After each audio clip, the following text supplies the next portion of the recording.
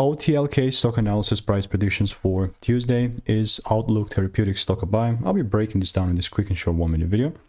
Looking at this, I'm not surprised. Yes, it went up 19% yesterday, Monday's performance. By the way, all I'm sticking to is just my strategy that I've already refined over 45,000 videos. But like simply overviewing OTLK, this thing is just filling in a gap for me. That's it. I mean, the real bullishness for me, in my eyes, would only really come after we start breaking $7. And do you know how far away we're from $7? Yeah, like triple X from now, and that's crazy. But yeah, by any means, like meantime, we can definitely start. Well, you can do whatever you want, but for me, like, it's not a bullish market. I mean, certainly will even be bearish if I start seeing double breaks beneath these certain lows.